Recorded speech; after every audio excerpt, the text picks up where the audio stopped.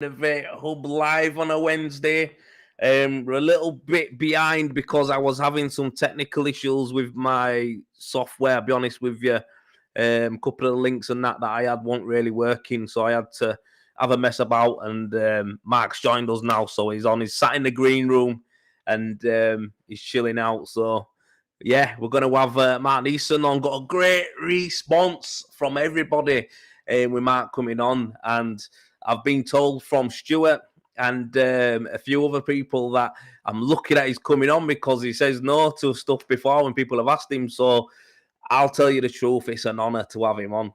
I'm privileged to be the first one to pop his cherry on a live video. So I'm happy to do that for him. But yeah, like I say, everyone knows Mark. Everyone knows what he's about in the groups, in the Trial Talk group and the Renovate Hub. He's always helping people out, always giving hints and tips, and more than anything, is always positive. He's always there to give the guys who are struggling sometimes a little bit of a push from behind as well. So do you know what? Yeah, that's unbelievable trait to have. So I'm going to ask him some questions about that and, about his work and what he does. Like I say, he's rendering is second to none anyway. We all know that. And he uses traditional sand and cement. So this will be a great time for anyone. If you have got any questions that you want to ask Mark, get them asked on here. And I'm sure he'll be more than happy to answer them for you.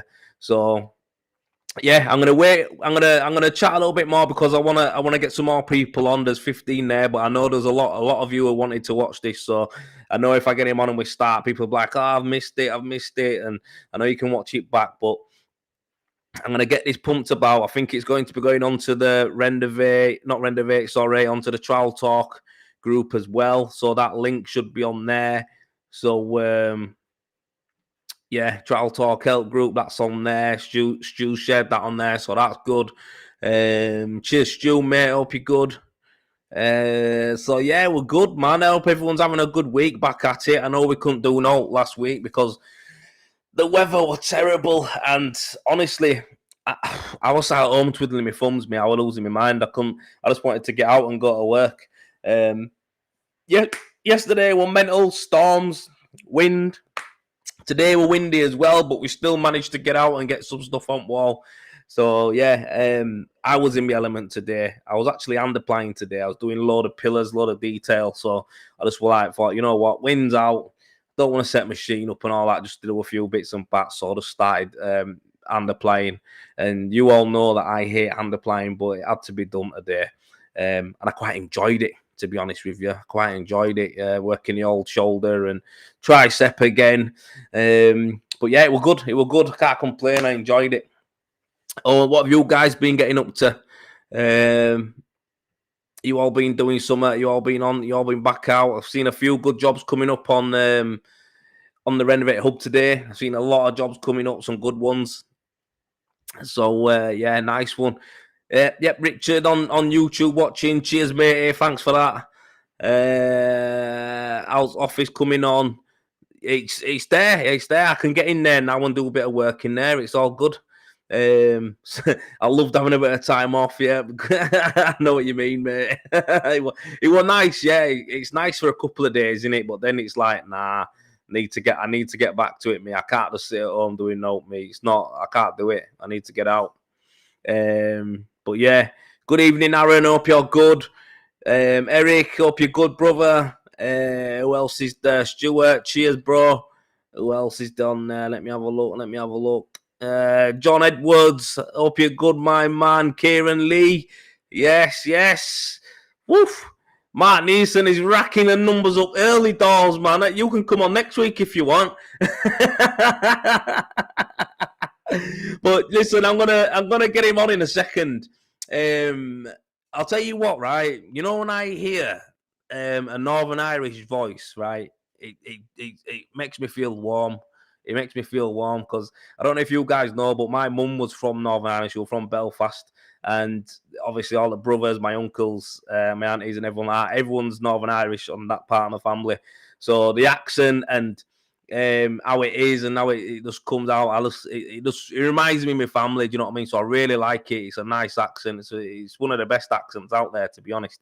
So yeah, well, as soon as Mark said hello, it's the first time I've heard his voice really, apart from probably on an audio, but it don't really sound the same on audio. Yeah, and he just reminded me of my uncle's voice really. So yeah, we're good. So yeah, tell you what, guys, I'm going to bring him on now. We've got some good numbers here, and yeah, we're going to get on with him and see what the crack is. So he's sat in his chair now and bringing him on. You ready, Mark? Yeah, big thumbs up. There he is. Yes, Mark. What's up? Yes, Mark Neeson, the original G of Sand and Cement right here. How are you? I'm good, Joel. I'm good. What about yourself? Yeah, man, I'm good. Thanks. Pleasure to have you on. Like I say, I'm privileged, mate, to have you on here. And like I say, I think a lot of the people who are watching, from the response I got from putting the thumbnail out yesterday, which I wanted to put out earlier, but I put it out yesterday because I've been that flat out. But the response was unbelievable, mate. Did you think you'd get that type of response or what? No, not really. No, I'm brave and humble, Joel. You know. Yeah, yeah, of course, mate. Well, like I say, you are humble, mate, and you know, and it shows in everything you do, all the advice and tips, and now you help people in the group and that. So, for me, on behalf of everyone else, cheers, mate. And like I said, look forward to having you, you know, tell us a little bit about your history, mate, and a bit about the work you do. So, you know. So, Mark, let's start, man. So, let's go back to the beginning. When did you start? I hardly remember that long ago. 2nd of April 1990 when I started plastering. Okay. That's what they worked with a local guy through the YTP, just training scheme. Yeah. Went to work. The local guy had maybe about 20 men working to him. Okay. Working with loads of different plasters. Most of them were right gets. Yeah. Some of them were all right. Some were really, really good. You know. Yeah. The plastering in the first place I was drawn to it. My dad renovated houses when we were young. Mm. So we were living in the houses. He was renovating them. Only ones that were happy were the plasterers. They're always laughing and joking and getting on. So yeah, that's when I gravitated towards that. Yeah. I went to serve my time in 1990 by Norman Gordon. They call him down the road. Still going yet. Big massive squad. I've done about 5 years with him. So that. Yeah. The only reason I stuck it out because they had good plasters there and I wanted to learn off decent men, you know. I didn't want to be, oh, well, I served my time with this boy, that boy, that boy. You know what I mean? It doesn't look good. No. So I stuck my time out there with him. And then after that, I went self-employed then. And I've been more or less self-employed. I think I maybe had a break of 3 years. Ever since I ran my own business up to about 5 years ago. Yeah. Or not, up to, I started to work with George 5 years ago. George, yeah? Yeah, so I ran my own up to about, when the credit crunch came 2008, there was 6 or 7 of us. Yeah. So that day, all worked they arranged for all them men, and then when the credit crunch came, nothing. Yeah, just wiped it out.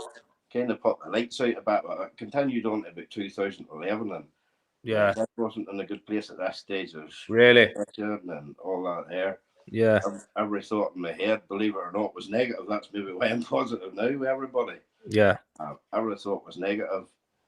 No, if any shape's going to happen, it's going to happen to me. That's just the way my mind thought. Right. Went off with depression for about 7 years, 6 or 7 years. Really? And then the wee girl got into university. So I need to help her. So I went and asked George for a job, and he says, I'll give you a day or two, and I don't think I've had a day off since. Yeah. That's about 5 years now, so yeah. That's about 5 years. So he knows, mate. When he said, "Oh, that's a day or two," and then when he's seen you doing some bands, and he's seen that work, and he's like, yeah. See you tomorrow. He's an excellent plasterer too. Says he's really good plasterer as well. Yeah, definitely. Yeah. I can remember one of the guys I was subbing off. I can remember when George came to serve his time, like, so I've known him all his life, more or less. You know. Yeah. So we just hooked up again, and I was to say I've been there, I think, 5 years now. Yeah, you enjoying it there, mate? I love it there. Me and him kind of push each other on to do better and better and better and better and better. It's a nice environment for us, you know. Yeah, that's It's what you need. working with a really good plasterer, and with a young fella working with us is going to be a really good plasterer too. So Yeah. that's enough for me at the minute, you know. Yeah, man. You're enjoying it, aren't you? That's the thing. That's the main thing, in it, really. I love it, Joe. I love every minute of it. Aye. Yeah, that's it, man. It's good. And like you say, I mean, the 2008 credit crunch, yeah, it was bad. But I think it was it even worse over in Ireland, mate? That was yeah, it was bad. I went from having loads of work to the whole arse just fell out everything to having nothing. Yeah. Nothing. And I know men that we're getting about £120 a day then, so we're not getting much more now. But I know men that were going out at that time for 60 quid a day. Yeah. You know, and there's no way we do that. Yeah, I know. I know the credit crunch were bad in 2008. Like I said, I was working for a company at that time as well, and I got laid off. And I remember I was just like bit batting about, but I remember it being really bad in Northern Ireland because my uncle, obviously, my uncle Robert, we talk quite a lot, and I remember his house. I think he had to sell his house, and he made a loss on it, and the mortgage and the bank, everything, because it was really bad in Belfast, like Northern Ireland. The credit crunch hit hard. His house basically split in half, the value of it. Mm-hmm. Oh man, he did the same to him, mate. He was proper, like, he was devastated, and he's just got back on his feet. Not so long ago, the last few years. Do you know what I mean? So. Yeah, man. So yeah, it's mad. Yeah, it's mad. But yeah, so it got you down a lot. So I guess, you know what, I'm going to ask you, mate. Yeah, how did you get so now you're so positive and that? Yeah, when you were there then, and you feel like you couldn't get out of it a bit. How did you muster it to come out? How did you get so positive? What did you do? Any work on yourself? What did you do? Actually, we'll not go too deep, but whenever I suffered trauma in my childhood, you see. Okay. That's just where it all came from. Like, I've told you bits about this before. Like, Yeah. But actually went and got counselling for that. Okay. And the last day I finished counselling was when that wee girl started university. Yeah. So that was my drive to get back out to work then. So yeah, that was your trigger. Boom, get back to work. Yeah. Without the counselling, you know, I know there's boys sitting there at the minute, and I see a lot of people having no work and all that. There, don't worry about that at the minute, boys, because January's always like that. It is, yeah. It used to be like this all the time. Like, I can mind going in and maybe not coming out to February, March. Yeah, exactly. Yeah. You know, but it's you know, don't worry about it at the minute, because everyone will be grand. I think everybody seems to be panicking a wee bit. You know. Yeah. I've noticed that myself, mate. I've noticed that myself on the groups, to be fair. And like I say, for me, I've got, you know, I never really like to bang on about work all the time, because I know people have it hard and some people have it nice. Do you know what I mean? But the reality is, it's like, I'll be honest, my phone don't rang as much as it used to do. And I'm finishing a job that I started in December. Because of the weather's been terrible. So if it weren't for that, I probably would have had. I've got 2 jobs lined up that are only small. So, you know, it's even people like us. People think that it's all right for me. You know, yeah, but he's got loads of work. I'm the same as you guys. If you know, when it comes down to it, people are struggling. They're not gonna have the dough, are they? So, you know, that's why I'm saying it. We're all in the same boat. Like, of course we are. We've only got a couple of wee jobs on. We haven't major on, but we'll just not panic just yet. Like. Exactly. Yeah. There'll always be plenty of plastering to do, not enough plasters to do it. Yeah, exactly that. And you know that from experience, mate. Like I say, 1990, 92, you've been at it. So you know you've been through a few recessions, couple, haven't you? So whenever I served my time, it was in the middle of a recession. Yeah, you've done it, mate. So yeah, that's it, innit? But like I say, it's good that you are positive, mate, and you do share all that positive stuff, because people sometimes they can't see, you know, wood for trees, can they? Do you know what I mean? That, you know, there is better times out there, isn't there? So it's good. It's good that positivity and encouraging people. Eric calls me Mr. Encouragement all the time. So yeah, I think that comes from, I'm grateful for the boys that showed me how to do plaster. Yeah. So this is the way I can give back. You know what I'm saying? Good. That's the way I can help I can help a whole lot of people. Yeah, it's gratitude, mate. It makes you, you know what it is? It's gratitude and giving to other people. I think that you get to a point in life where you realize by giving to other people makes you feel better. Do you know what I mean? That Definitely. See, some guys come on and maybe private message me, ask me about sand cement, and then the next to see they've got a post up or something yeah, that's wrong in it. yeah, I think to myself, I had a part in that too. yeah, of course. Remotely. Yeah, no, of course you have. That's what it is, isn't it? And you know, like you say, I bet you get a lot of them messages, and like I say, people are always commenting. Look at the feed that's going on now. I don't know if you're looking, but people are all like that. Yeah, man, he's helped me out. He's done this. Mark's a legend. Mark's honestly, mate. So it's true. But again, I don't think there's anything more rewarding than that, knowing that you've helped someone and they've got on and done all right out of your advice or your tips and. Well, your knowledge in it, really. That's what that's you know it. So that's what it's all about. Just sharing the knowledge, Joel. You have to. If you want the trade to survive, other people have to learn things. yeah, you do. Yeah, I know the sand cement and stuff for the likes of these boys over there is all outdated and stuff, but we've got real good sand over here. So yeah, that's the difference. yeah. I want to know about the systems over there as well. I want to ask you some questions about that because I think over there you do a lot of sand and cement. There's a lot of dashing, isn't there? Yeah. A lot of dashing, sand and cement. The style of houses over there are different as well. A bit like Wales. Have you ever been to Wales before? No.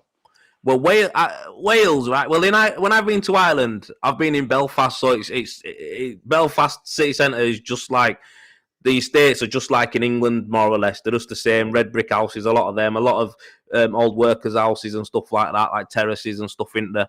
Then you get the nice semi-detached that are all pebble dashed or sand and cement rendered. So it's quite similar to here. But then in the sticks where I went, it's a bit like Wales, and Wales is all sand and cement as well, like everywhere. Lot of rough casting and stuff like that there. Yeah. Is rough casting big over in Northern Ireland or Ireland? Not as big as it used to be, but there's still some of it goes on. I think the coloured one, the K-red one and all. Yeah. If the catch on, there'd probably be more of it here. Yeah, yeah.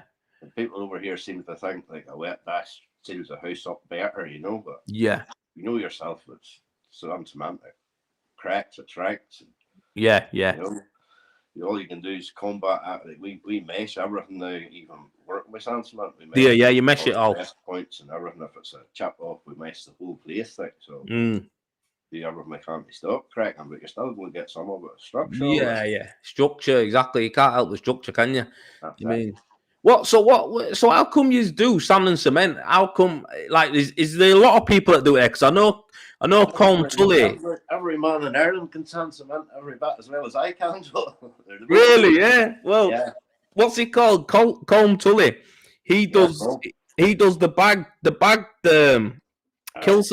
Kilsan, man. Yeah. I mean, what is yours? Literally, you get right a ton bag of sand dropped off, and if it was a new house, it'd just be 15 or 20 ton of sand dropped off. What? Just a pile of it dropped off at back of the truck. Dropped off the big mixer set in front of it, and a pallet of cement. And away you go. Yeah. That's mad. And what's your ratio then? How do you do it? Tell us your ratios and you build up. We scratch at 3:1. Yeah. Just with waterproof in. And we'll top coat at 4:1. We won't use waterproofer in the top coat unless it's in the summertime because you can use that as a retarder, Yeah, slow it down a bit. Top coat. If we're doing a smooth outside and it's not being painted, we'll put waterproofer in the top coat. Yeah. And if we're dashing, it'll be waterproofer right through and everything. So well. Yeah. That's mad. That so. How come you have never ever gone on to getting like the bag stuff and spraying? There is a lot and around the towns and stuff. There's a lot of mono and stuff, but it's got a bad name here for going a bad colour. You know that? With water, I think more has to be put into the design of the buildings to use it. To get water away. That's what causes it all. Yeah. But they're not doing that, and that's given a kind of a bad press here. Wow. And around the big towns and cities, big housing estates, they'll use it there because it's quick. and they spray it, and everyone use the SP11s and stuff. Yeah. There's still plenty of that goes on too. Like. Yeah. Wow. Most of what we do is private, so we're not really on sites. Like. Yeah, so mainly the privates, and they're all still sand and cement as well. Then, yeah. Yeah. Yeah, that's mad because it is old school, isn't it? I mean, inside too, Joel. Yeah, inside too, and then you go over it, solid walls. No plasterboard there. Yeah, solid walls, mate. Yeah, because like I say, we dab everything over here. It's very rare that you see people doing a solid floor and set in England, mate. I'll be honest with you, unless it's a limelight and they have to. But every house we do is float and set. Is it? Yeah. Yeah. Every single one. And what's the mix for like inside? Is it the same set? We usually go about 41, but whenever we're working outside, we'll measure and we'll gauge it out in buckets. Yeah. But inside, we'll just shovel for it. You can plaster inside 6, 7, 8, 9 to 1. Yeah. It's not getting any water, so. Yeah. And then that's it. Yeah. Wow, that's mad, that, mate. Honestly, it's crazy. And then, very little of them, them sort of light blocks, them lightweight blocks. No, they're all concrete blocks here. Yeah. All concrete and that. Yeah. Yeah, so that's mad. Have you ever tried any modern renders, Mark? We've done just wee garden walls and stuff like that. Yeah, we've done mono, bats of Tuncoat. I've tried it. Yeah, done it.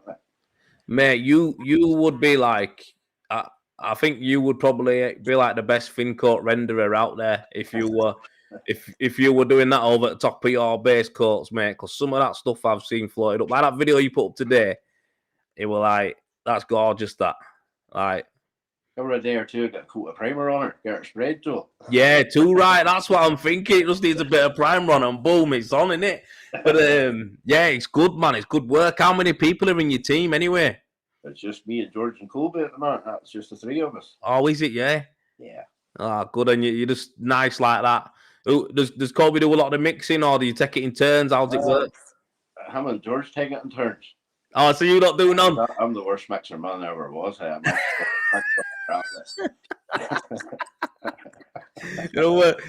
because that's a skill as well, innit? You've got to get it right, haven't you? I wouldn't want to use my stuff. Oh my god! And what mixer do you use? It looks like a standard Bell mixer. Oh no, usually in the big jobs we use one of them, the big Terex, the big massive thing. Holds about the tubs you get. No, the plastic tubs you get from Mortar. No, it's that. Oh, sorry, yeah, the big ones, yeah. Big boy, it's a third of a cube. One of them has. Yeah. We've got a mixer of fill one of them. Okay, yeah. That's what we would normally use. Oh, mate, and have you ever thought about getting a conveying machine or anything? No, not really. Well, we do a lot of garden walls for boy. I'm sure you've seen some of the wee thin coat ones and stuff we done. We do loads of them for him, and George is thinking about it, but I don't know whether it'll be feasible or not. I think he was way looking at a job the other day. She seen me put it up the big garden wall. Yeah. And he's thinking, if I get that to do, there's no way we're handballing all that. It's over 200 meters. Yeah. That's gonna no breaks or anything. Keep going. So I'd say he could be talked into one night, Do you know what, Mark? Yeah, you know what?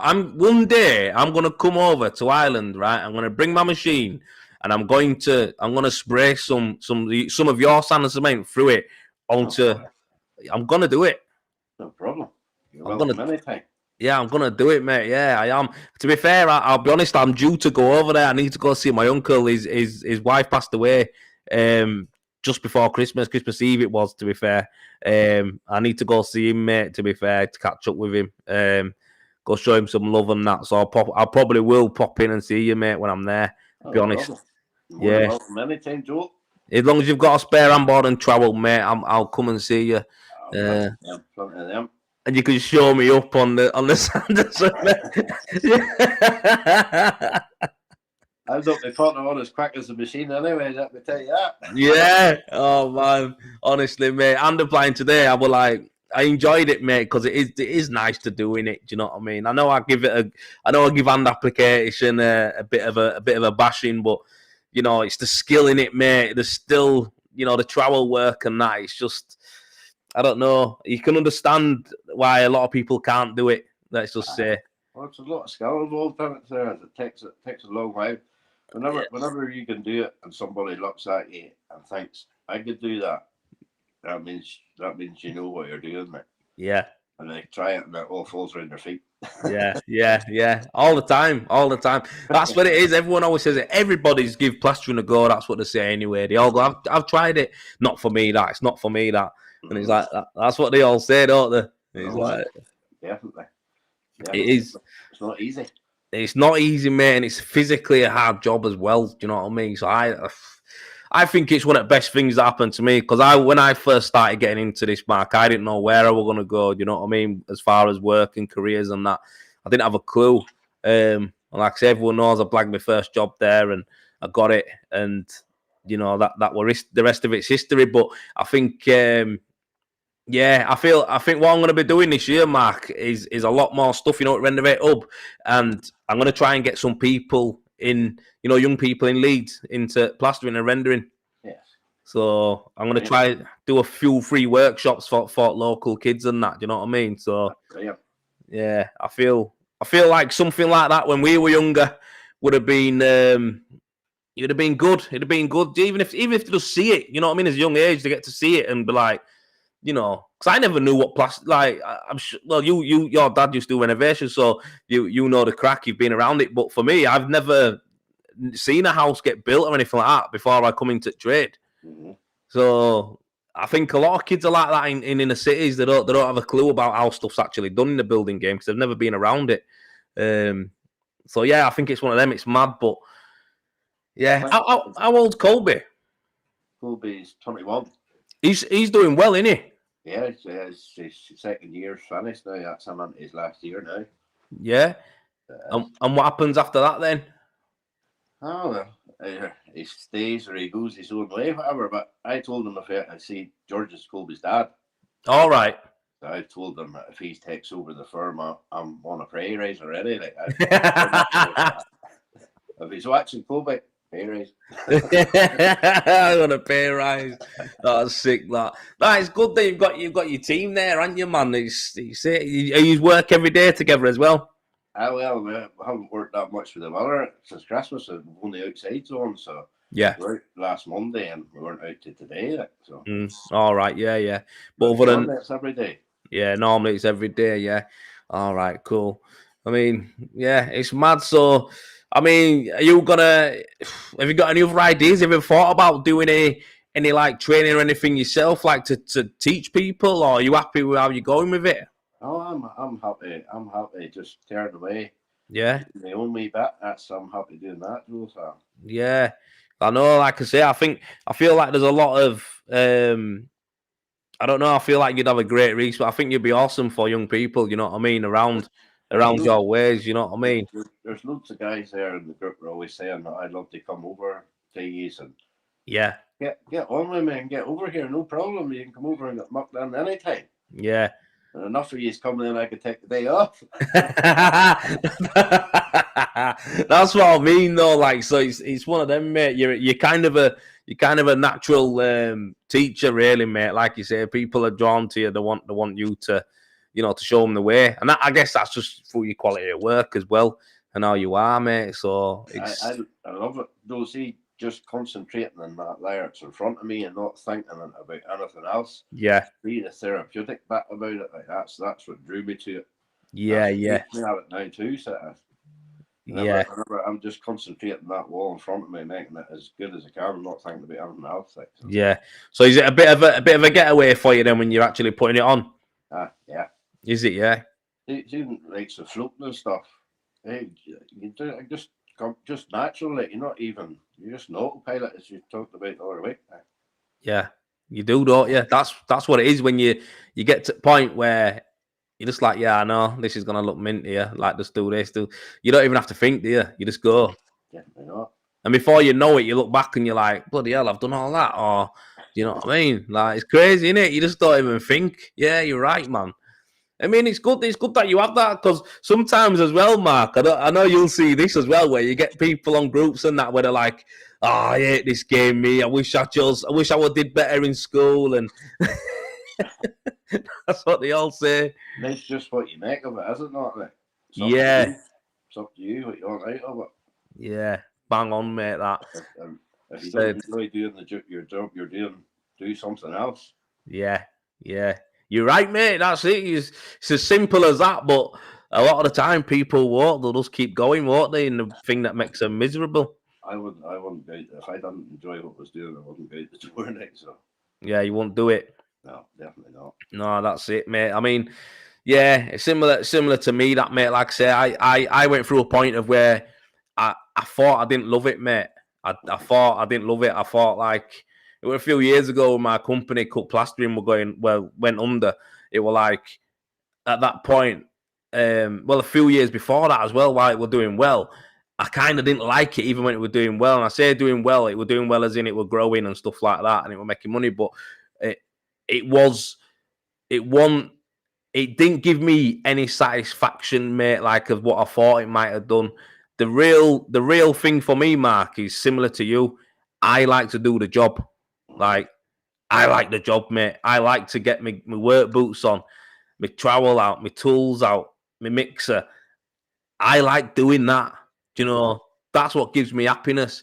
And when I had the company, it was like everything I like doing was took away from me. And even though people are like, oh, you're smashing it, it's like, no, it's shit, mate. Like, you got to understand, I'm not really. I hate sitting in offices talking to people about a quid on a meter. I'd rather be outside putting on a meter. Blowing smoke up boys' ass to get work, Joe.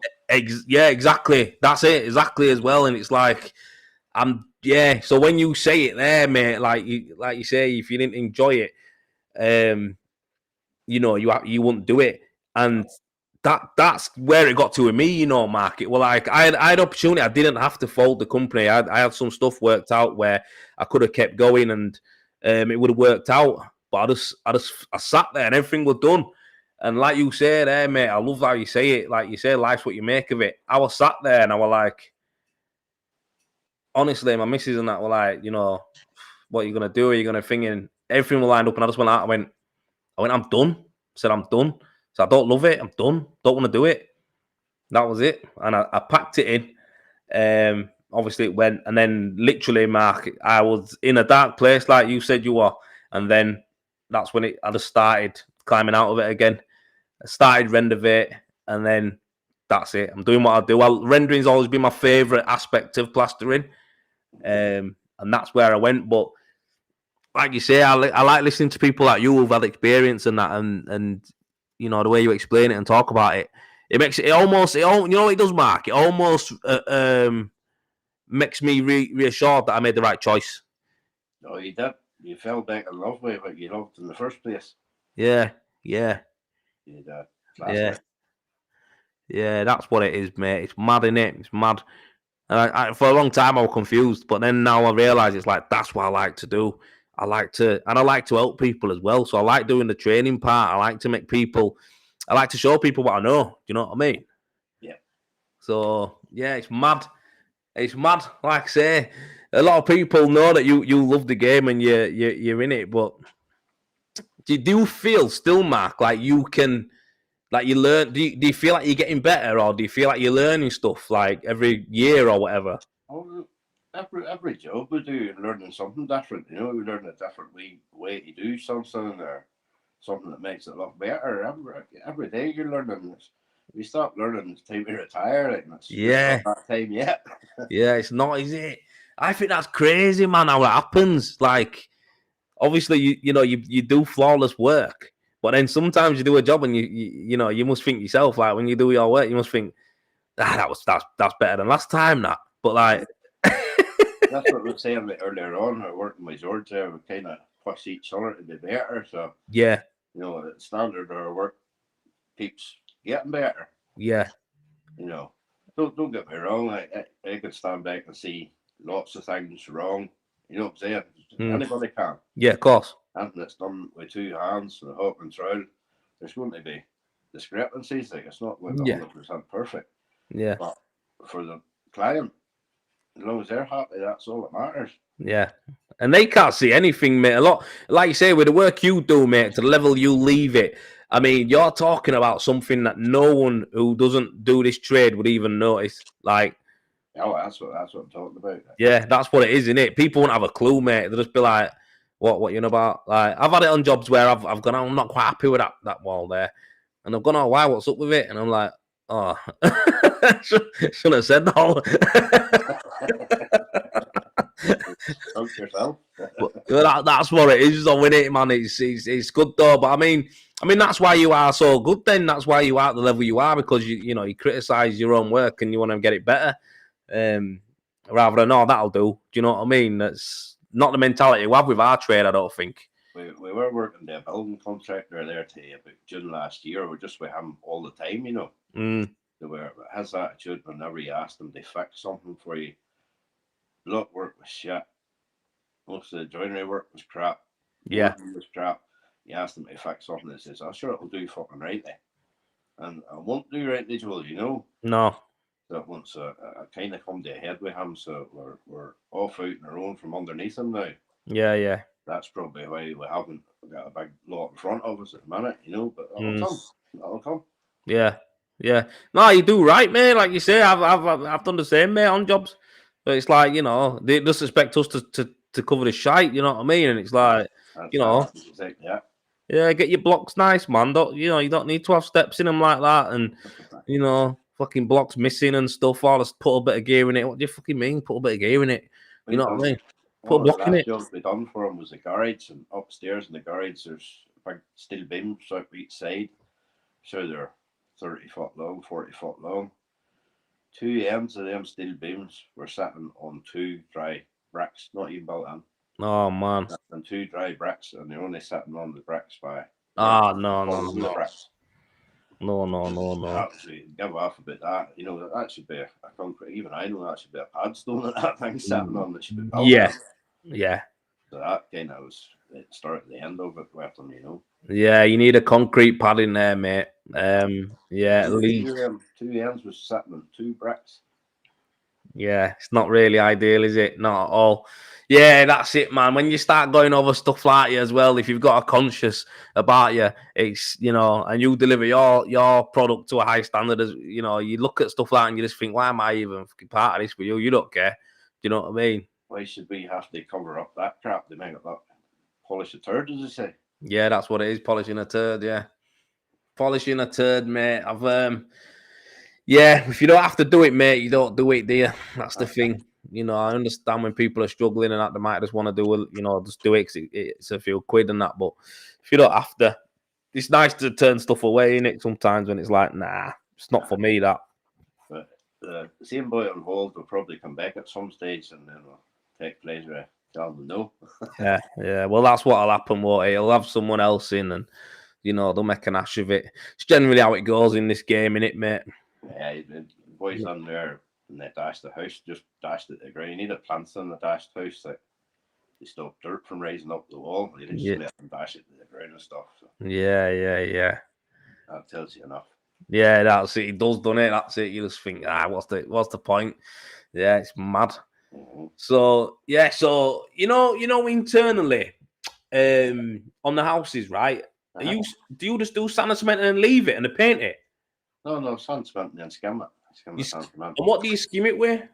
Well, finish we use is called Carlite. Carlite, that's the one, isn't it? Yeah. There's the two types. There's ordinary Carlite. There's Carlite Ultra. Carlite Ultra is a wee bit finer and sets a wee bit faster. Okay. Right. Okay. And what's that like to use then? Far nicer than multi anyway. Is it? Oh, multi shite, mate. I used that once and I didn't like it, but it doesn't set consistently.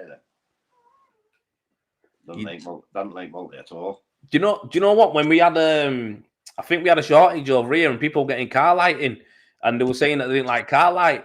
That's nice stuff to use, definitely. Does it take a long time to go off?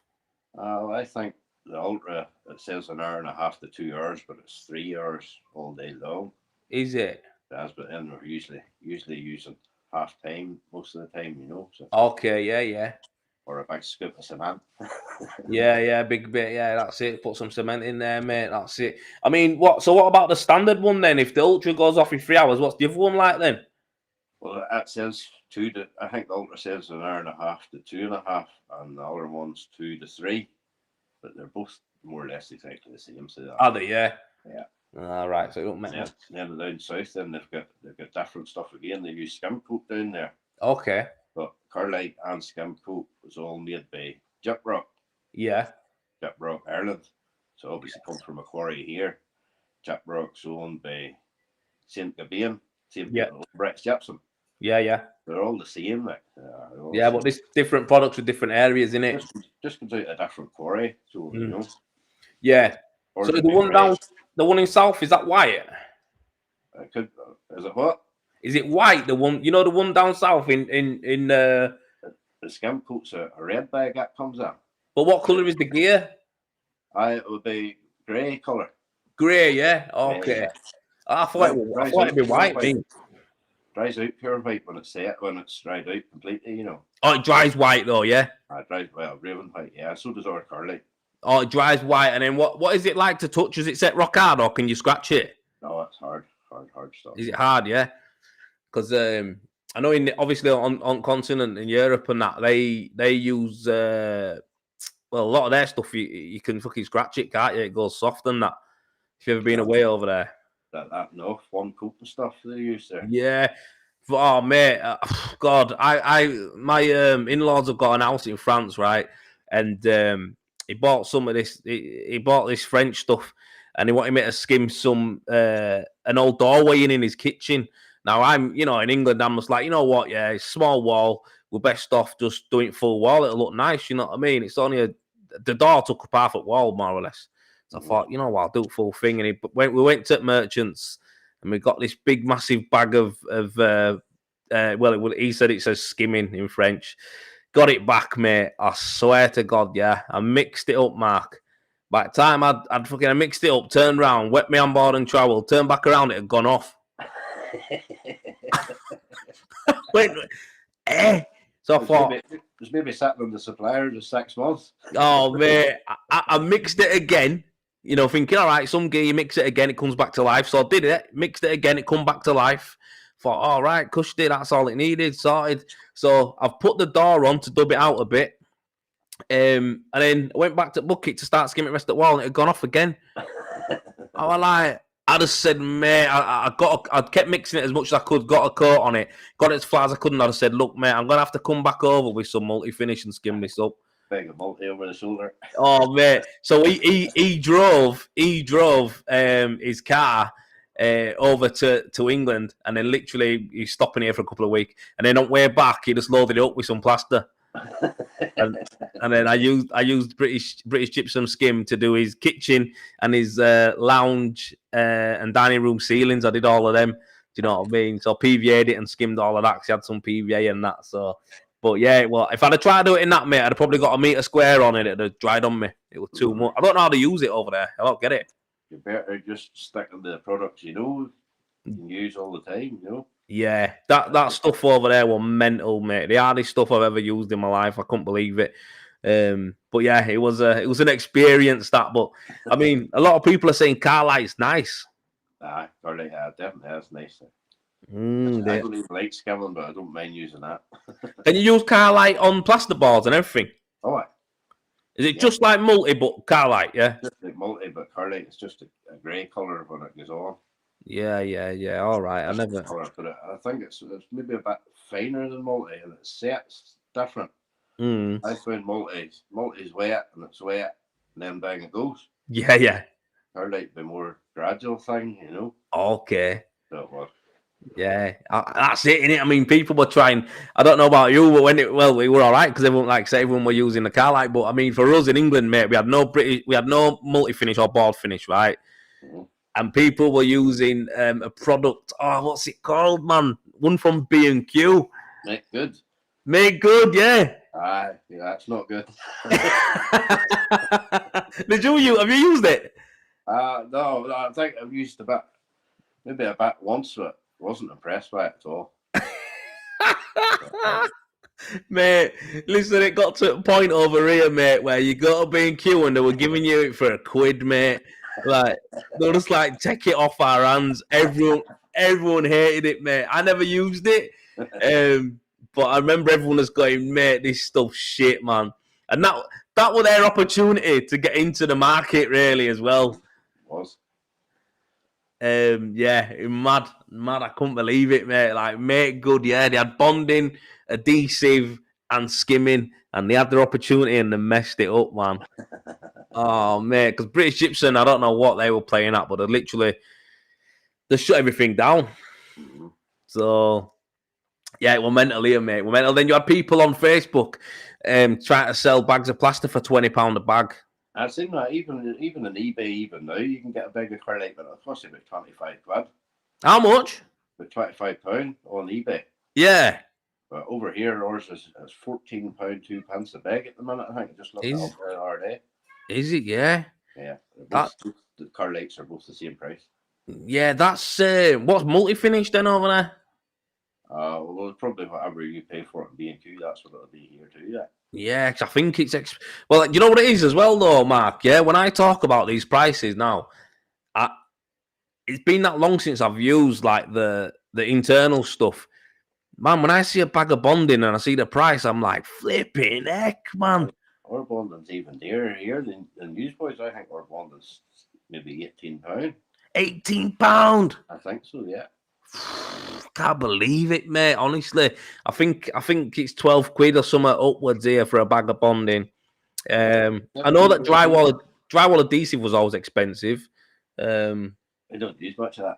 Yeah, you just float, don't you? So, but over here, mate, we used to go through pallets and stuff, man. There's a pallet of drywall adhesive was sat in our local builder suppliers for the last 3 years.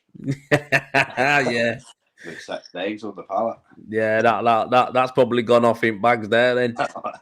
It is. Yeah, in England, like I say, we dab a lot of stuff, do a lot of stud walling as well.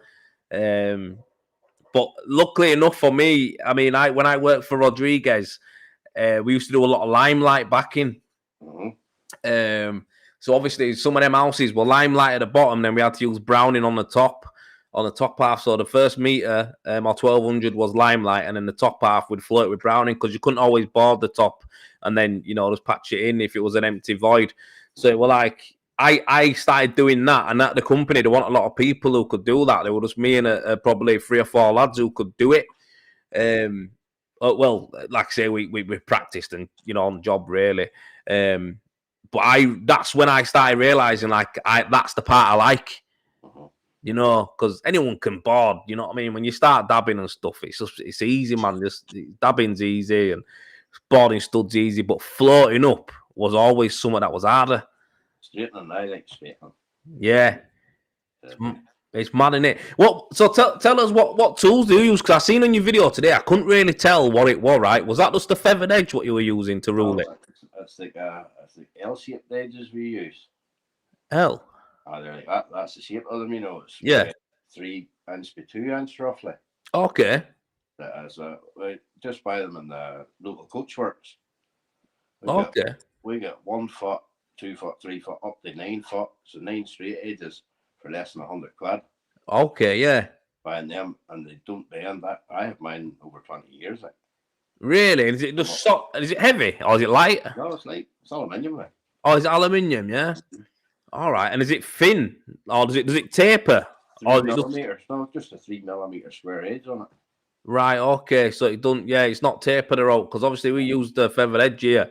We used to use them, but straight in sand cement, I went for banging them off the floor so the ends of the edges all get bent, Yeah. That's all we use, and plus them L-shaped ones when we're scratching and stuff outside, we can use them to hold in the corners. Plaster solid corners, or you know what I mean? Yeah. Rules on. Yeah. I get you now. Yeah. Do I get you? Yeah. All right. Yeah. So solid corners and that makes sense. That. Yeah, it does. Yeah. And you just get them made at a coat, like local guy will just knock them up for you. Boom. Just your normal coach builders, and the coach builders are fabricators. Yeah, they'll just knock you up for you. Something like 3 by 2. You can buy it in the aluminium store too. I think there's a wee bit dearer than that. Yeah. 3 by 2 by 3 millimeters.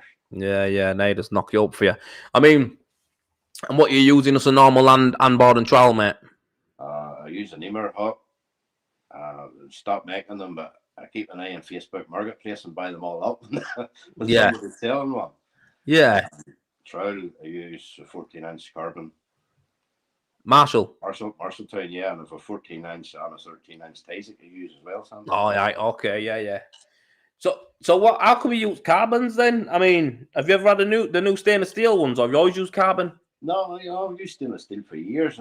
Whenever I served my time, about my second year of my time, stainless come out. I started using stainless then up to not that long ago, up to 4 years ago, where that was always stainless. Yeah. And I thought, that's just a permacy. I actually broke two of them, so that's what put me off them. All right, yeah. I broke two of them, and while for knocking snorters off onto the saddles with the point of the trowel rather than getting a hammer and a chisel, I broke two of them. So I come to the conclusion them perma shapes, they're all heated up and bent because that's the shape of them there. Yeah. So and it's heated up, it's tempered, so it makes it brittle. That's why I broke two of them. Okay. So I just said to George one day, I can get back to the carbon because I'd watched the boys putting forced patinas on them and stuff, so it didn't rust as much. Yeah. I went back to the carbon. As soon as he went back to the carbon then too. So Yeah. So I've been using them ever since, and I've actually sent one away last week. Yeah. Sent one away just before Christmas. The boys off the group were wanting ones broke in, so wicked. I sent them away, and they just sent me a new one. Yeah, and let's break them in for them. Break them in, and then send it on to the next one. I like using a good square new trowel nearly. Yeah, man. Because sand and cement will batter them in, won't it, mate? Quick as well. That turns the corners off them all right. It does. Yeah, it takes the corners off quick, doesn't it? And how do you look after them? Did you say potato? Forced patina. A forced patina, you put them in vinegar and coke. All right. It turns the blade black. Okay. When you wipe it off, maybe go a wee bit orange, that'll be like a camouflage pattern on it, more or less. Okay. But if you dry that after you use it every day, it'll not rust anymore. It won't put red rust onto it. All right. So it won't. And then maybe the end of the week, if you're not going to be using it for a minute days, we squirt a WD-40. Okay, so is that what you do to keep them black then, so they don't go red? Aye, that's just keep them dry. Yeah, I never knew that, me, man. You can do that forced patina, say you're using one you could do it every month if you wanted. Yeah, just to make sure it's coated up. For me, I've never had I don't think I've ever had a carbon, me. Never. It's far nicer to try up with, so far nicer. Is it? Definitely. What, on sand and cement, it's nicer, yeah? It's on sand and cement and finish, especially finish. Especially finish, yeah? Especially finish. Why? What is it that makes it nice? Is it softer or what? No, it's actually harder. It's harder? It's harder, but there seems to be a wee bit more spring on them, I think. Okay, a bit more spring, that's what I mean. Yes, it's hard, but it's a bit more, yeah. I might get one, and give it a blast, mate. Good job. Do forced patina on it. Yeah, I think I will, mate. Yeah. I didn't know what you said then when you said that. I thought, what's he rubbing on it? A fucking potato. Potatoes.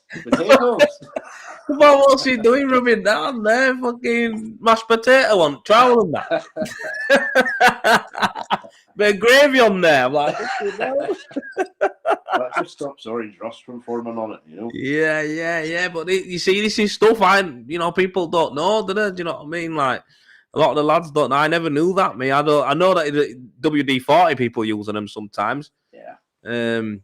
But yeah, like I say again, it's what'd be good, mate, if you did like I'm not trying to make you do out, mate. Like like you've got enough on your plate. And what about like if you did a video on like how to prep and look after a carbon trowel? I bet loads of people would watch that. They'd be buzzing, mate.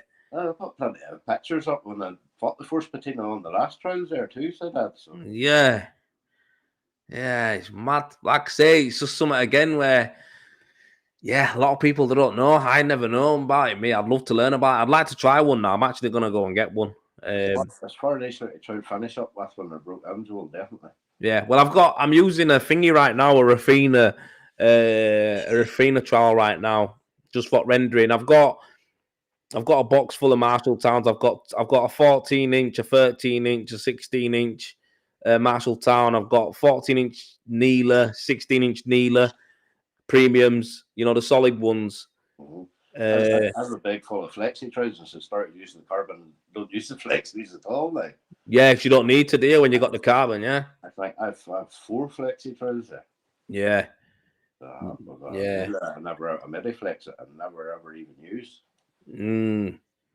Mediflex, yeah. I mean, I think I've got a black Neela black. I had 2 of them, but I gave one to a kid. I was doing a job. I was doing a rendering job in Harrogate, and there was a plasterer there, and I give him one of them because I had 2 of them. He hadn't had one, so I said, "Yeah, give that a blast." Broke in. He'll be buzzing with that, mate. Broke in trowel. There you go. You can have that. There's a little gift from me to you. I've sent to win the boys in the group there. I've sent to brave in the trousers actually. The furthest. I think Bulgaria. One of them went to Bulgaria. That's the furthest. Yeah. We sent 3 away last Monday. We sent 3 away. Yeah. And they were there on Tuesday. I can't believe it. Yeah, that's quick, innit? 2 in Wales and 1 out of the East Coast. Yeah.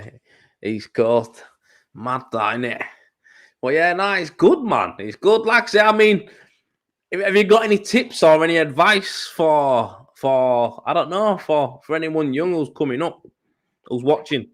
Just not to lose faith in anything. Just keep trying and trying. And the more you do something, the easier it gets. That's and just never ever give up. Yeah. Never give up and never just say I'll do fucking right. Yeah. Always strive for the best you can, and be better. Yeah, where you know the keeper lit. With keeper lit, yeah. Where's So I've got my sticker, mate. It's out. It's still in the envelope on my desk because it's going up when I finished it, mate. Happy days. Yeah, it's there, mate. It's still there. Like I say, my missus were like, "That, are you gonna put it on?" I said, "Yeah." I was gonna put it on back of my truck, but I thought, you know what? No, I'm gonna put it in the studio and put it up there, so we can see it every week. Yeah, that's where it's gonna be. It's gonna go up. Yeah, I wanted to ask you, where did that come from? Where did you get that saying from? Or what? It's just a saying from over here. Is it?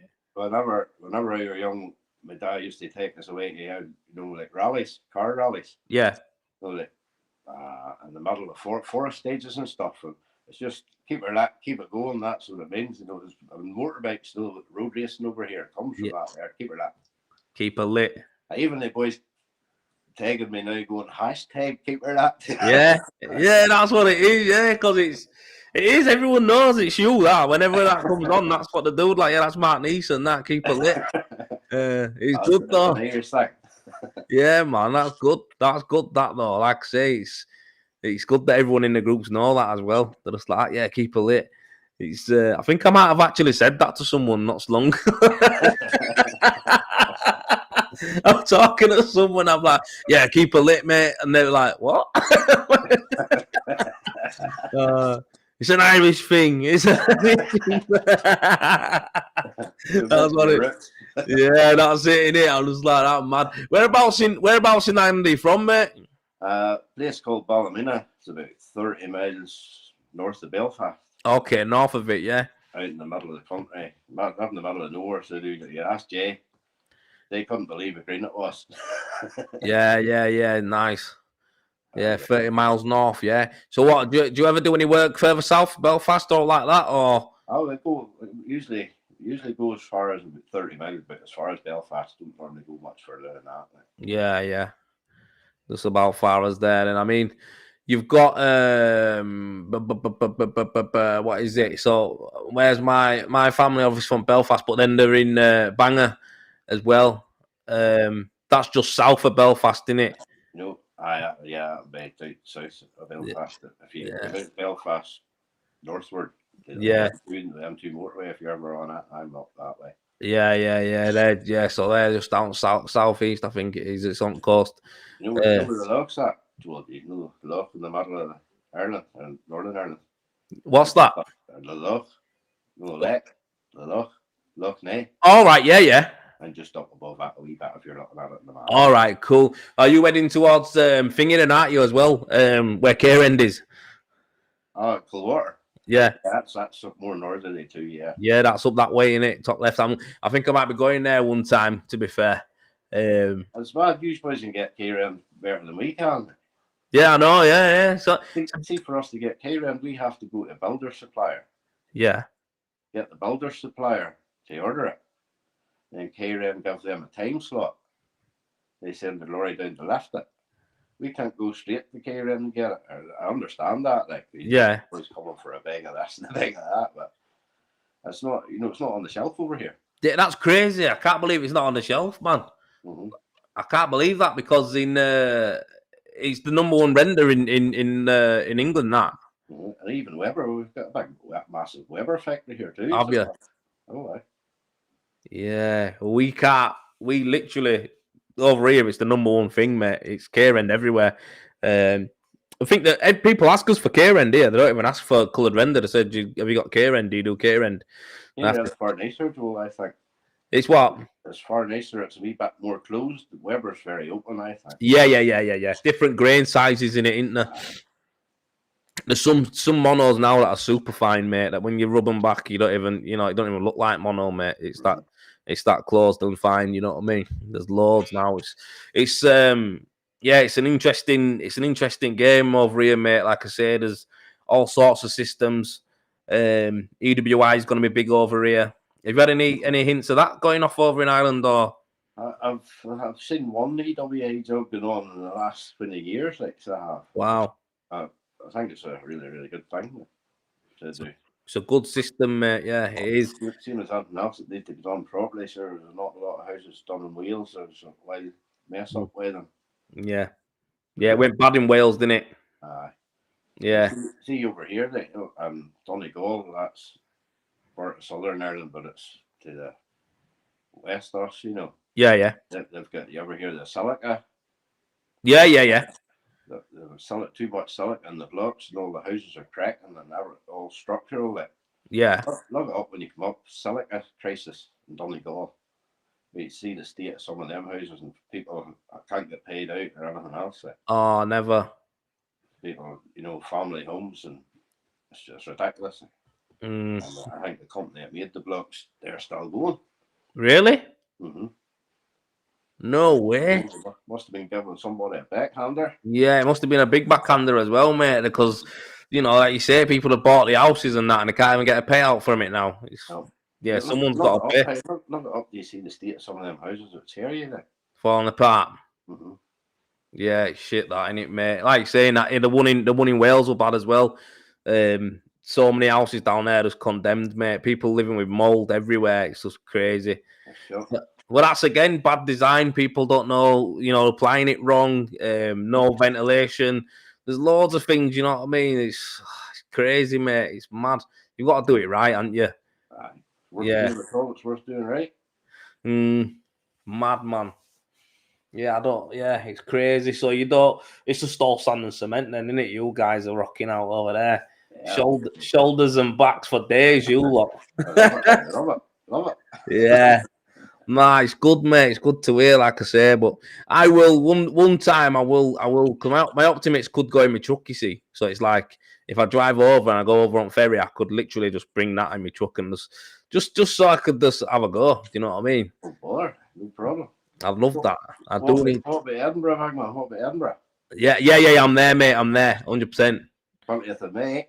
Yeah, my missus literally because we're gonna make a trip out of it, so we're gonna go for like a week. I'm gonna spend a couple of days with you guys, and then not a few other days I'm gonna go off with family. We're gonna go, do a little bit of sightseeing around there. I think so. Brilliant. Yeah, so we're gonna make a proper trip out of it. So I'm 100% there, and everyone's like that. You're gonna drop out again? I'm like, no, mate. I'm 100% going.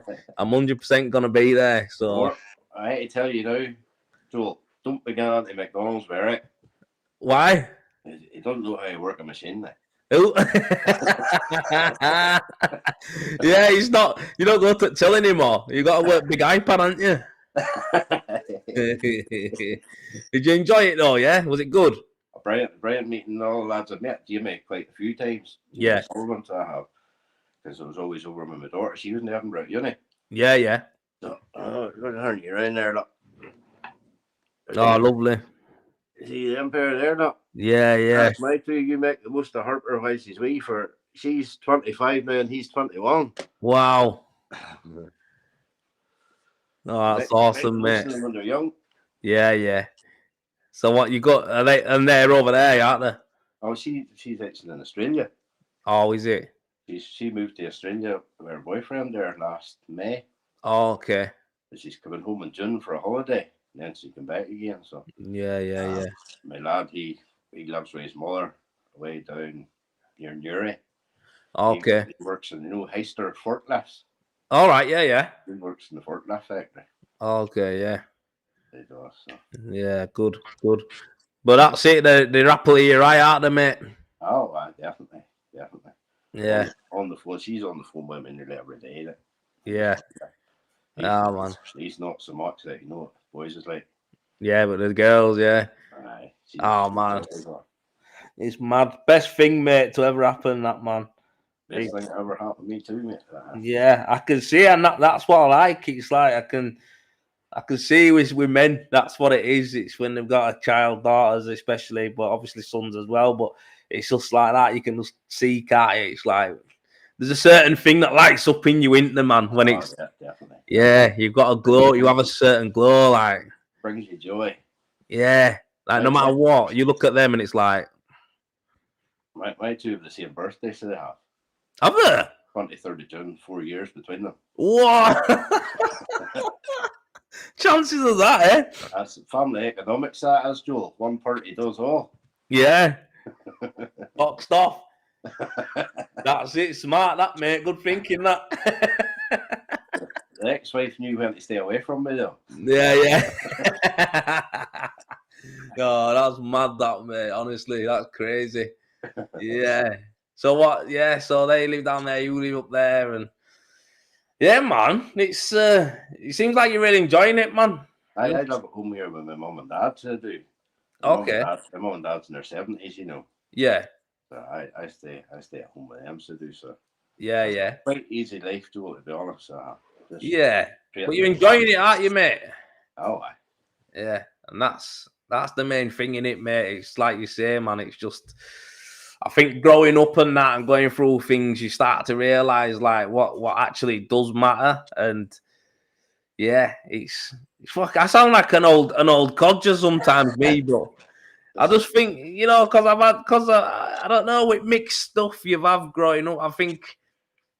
I don't know. Sometimes I probably was like a lot of young lads now who like think they want to be this. They're gonna be a footballer. They're gonna be, I don't know, a millionaire. You're gonna do this. You're gonna start this business, do that. And reality is, it's like, you can do all that. I'm not saying they can't, but it's such the simple things that make you happy. It's the little things that are the important things. You don't think the things that you think are little, they end up being the important things. Yeah. That's it. Like family's all that matters to it. It is, isn't it? Yeah, it is. Because when people start going and that, and you don't see them no more, that's when you really realize, That's as I say, I've got a wee girl on the other side of the world. I wish every day she'd come in through that door, So. Yeah, of course. But I would never tell her that, I would never tell her. She knows I miss her. Yeah. I would never say come home, because she's following her dreams and she's somebody she loves and he loves her. So yeah. You gotta let him go at some point, aren't you? You know what I mean? But as long as they're happy, that's all that matters. Mate. Health and happiness, you get everything. Mate. Yeah, you're right, man. You're right. Well, that's it. You start. Yeah, mate. I don't even want to think about that. Me now for mine, honestly, mate. I'm just like, when she starts getting boyfriends and that. Oh my god. Did they apply for the shotgun license now, Joe? I know. I need to behave and get one, though. No, I don't want to use it. I'll just make sure I'm cleaning it every time it comes round. As long as he sees it. As long as he sees it's enough. Yeah, that's it. I'll just be oiling it up when he comes one time. I'll be like, yeah, good stick. Yeah. When my brother started going with his wife, she was from a big farming family, sheep farmers. And the first time he landed up to their farmhouse, her dad was out with the thing for castrating the sheep. Oh, God. Yeah, just putting it on him like that. Oh, man. Yeah, behave yourself. One of them ones, innit? Yeah, man. Honestly, like I say, I'm so blessed to have a little daughter. I'm buzzing, but then I do think about, when it gets to that point, it's gonna be hard, man. I think her mum's gonna have to have some words with me, I reckon. Oh, it'll be fine. I found our wee girl was easier to rear than the young fella, So Was she, eh? I think she more something than I was. Like, Yeah. she's growing up. Yeah. She's Oh pretty man. wise. That's it though. You had one of each, mate. You got one of each. So you can think about we're only having one girl, that's it, we're done. Like we're having no more. So she's gonna be single child. So she's gonna have me. Boy, girl. Yeah, she's gonna have me wrapped round her finger, ain't she, mate? You can see she has you wrapped around her finger already. Yeah, she does, mate. She does. Honest to God, man, I love it. Every time I come home, man, I'm just like, wow. She's waiting by the door every time I come home. My mum's holding her up like that, and she's kicking her feet when she sees me through glass. And I'm like, yeah, man. I like the picture the other day or sat on the computer. Yeah. I'm laughing at that. Honestly, mate, she smashes everything. I had to pull the laptop away. She smashes everything she gets her hands on, mate. She's so like she wants to touch everything, doesn't she? So she's she's great. She's got a good character about her. So Just wait till she wants to come out to work. Yeah, I know. Mine used to go out with me every Saturday. Yeah. If I worked a Saturday or something, she'd have come along with me with a wee point and try the hand. Yeah, let her go down there. Yeah, I would. To be fair, I would let her come. Obviously, with the workshops and stuff that I'm doing and the training thing I'm looking to open up, it's like she'll get to see a lot of it from there as well, growing up in it. So yeah, man. But it's good. But yeah. So, is there anything else you want to talk about, mate, or what? Because anything else you want to do? What you doing? What you got on for the rest of the week? Then are you on that job that you was on today? We're on that outside there. That's the front of it finished. But the back of it they start now. So we scratched a bit at the day. So we've got scratching, meshing, beading. There's beads going on around there. How do you put the beads on? Just stick them on the top of the scratch with sand cement. Oh, is it? Yeah, every time. And what are they made of? Your beads or the catnick? No, plastic ones. Oh, plastic ones, yeah. Exterior beads. Yeah. The grey ones. Yeah. Because I know, obviously, you don't. The old metal ones are rust, don't they? Eventually. Outside the one. Well, you get stainless steel on them, but I think they still rust as well. Yeah, they end up going no matter what, don't they? I know. If we're using beads, it's always plastic, right? Principle plastic beads. Yeah, they last forever, don't they? So. Fucking they don't break down them, so that's what we use here.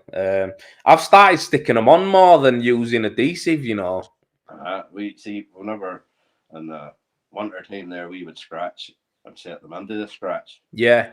So our coat isn't as heavy because we haven't got the drying in the winter time, so we want a lighter coat, maybe just about 8 mil instead of 12. Yeah. Or back to 10. And in the summertime we'll scratch it all and then we'll stick the beads on top of it. That gives a bigger coat because you've got all the drying you need down there. So yeah, that's the way we work and do different systems, whatever for different seasons. Just do you know what, Mark? That's right, because you know what, I do that and it's like something that I never really thought about, but I do change it depending on the weather or the season. Yeah, it's mad. And then if we were doing the likes of bands around the windows and if we're using beads, we'll hold a straight edge up the inside of our reveal. Yeah. Set it out maybe about an inch. And that gives us, if it's rubbed up, it's still giving us projecting at least half an inch past the background, Yeah. That is so. Well, just different systems for different things you want to do. Yeah, it is, because it's like you say, innit? But I think that's what it is, mate. That's the education there, though, because this is all stuff that I've had to learn and go through, to get to a point where I can work all year round, where some people are like, hey, what do you mean you change it because you're doing, different time of year? It's like, yeah. So the weather in England, mate, it's same over in Ireland, isn't it? It changes from day to day. It changed from hour to hour over here, Joel. It's mad, isn't it? Hour to hour, it's crazy. So it's like it's got very, very wet the last couple of years. It has, yeah. It's at least at this time of the year, it's usually sure of it being dry if it's cold. But sure, we're not now. We're just getting storm after storm at the minute. Yeah, it is. It's wet as well, isn't it, mate? Windy and that, and the wind makes it set quicker. And then if it's windy one day, so you can get caught out. So with me, it depends. Like one day I'll go in right, and I'll do a scratch cut, and I'll just do a, say I'm doing a 10mm system, I'll do like a 5mm scratch, and then my second pass will be 5mm with mesh at the top and rubbed up. And then there's some days where I know that it's never gonna dry. So what I'll do is I'll do a thicker scratch, and then my second pass is thinner. Do you know what I mean? The next time, so different humidities and stuff like that determine. That's exactly the same theory as I talk whenever we're sanding scratch. Exactly the same. Exactly, that's what it is. So it's like, yeah, it's mad because it's something. I think describing that to someone, and as a bit of an advice on that, it'd be. I don't know. I think a lot of people get caught out with thin coat render with base coats, OCRs. I think they get caught out with it because they don't quite understand the weather and stuff like that with it. It's mad, isn't it? It's mad. Atmospheric conditions affect everything. They change from day to day. Yeah, it does, doesn't it? Everything can. Yeah, it's mad. We use a pile of frostproof for this time of year, even if it's not frosty, because it's an accelerator. Yeah. And we use that's. I always get people asking me about working in the winter time. How do you do it? We just use a maximum amount of what they say we can use. That's what we put in. And we're never on site after 4 o'clock. It doesn't matter what sand cement we're doing there. Yeah. Always fun. Yeah, that's it. I mean, I got caught out on the job on some walls that we're doing because I didn't really check the weather, but the humidity it changed, mate. It went so high in the afternoon, right, that the gear just wasn't going to dry. And I'd done like 5mm, then 5mm second pass with mesh, and it was just taking so long to dry, mate. And it pissed me off. The next day I had to come back and skim over it again because I'd have been there all night, and to tell you the truth, it wouldn't have dried. So it was just because of the humidity changing throughout the day. Crazy, man, like how stuff like that happens and it can change your set. But I think knowledge is something that can help you get over it, in the end, really. But a lot of the time, this is stuff that we've had to learn. It's stuff that we've had to go through, There's no point in panicking in situations like that because that's not going to make it any easier for you either. So nah. Well, the worst thing that can happen with thin coat is, right, you get it flat as you can and you just skim it again. That's it. Do you know what I mean? Where with mono, if you fuck that up, mate, it's gone. Do you know what I mean? Yeah, exactly. So it's like, it's mad. But I'm going to be doing a lot more mono this year. Some line monos that I'm going to be doing. But yeah, it's good to talk to you, mate, about the way you guys do it and the stuff that you use and. Just old school, as you boys would say, but it's just because our sand's so good here. That's why we do so much sand cement there. And the way your houses are designed as well. I mean, the way they breathe and stuff like that, it must be different set out than us because over here, I think what it is over here, mate, a lot of people do sand and cement because it's cheaper to do. That's the reason they don't actually look at what the property needs. So a lot of people over here, they'll get a sand and cement render on a lime mortared house. Soft reds or something. Yeah, mate. Happens all the time, mate, honestly. And then you'll get where people are rendering over air bricks and vents, closing them off. Like I get to jobs, mate, and you'll be surprised how many. Well, I don't know if you will be surprised, but people put silicone in their air bricks. It's like, mate, you need the air to be coming in and out of your house through them bricks. That's why you've got damp in your bedroom. I always ask them, I go, have you got damp in that bedroom there, or do you get condensation on your windows and stuff? And they're like, yeah, how do you know? I'm like, your fucking air bricks are sealed up, mate. Not much point in them being there. That's what I mean. They're there for a reason. Do you know what I mean? It's crazy, but that's what it is. I mean, but over in Ireland, the way they set it up over there, you don't have no damp issues and you don't have it blowing off. So, and you boys don't plaster below with DPC. No, you're meant to stop. Or if you do render below it, you're meant to have a break off point. So sulfate resistant cement below. It's what? Sulfate resistant cement Oh yeah. As well. But I never even heard of that until I joined Trail Talk. Like, not Yeah. that rope, always plastered to the ground. Straight down, yeah. Well, it's always a plant thing. And the plant is always, whether it's a chamfered base or it's a bell cast, the plant is always on the DPC. Yeah.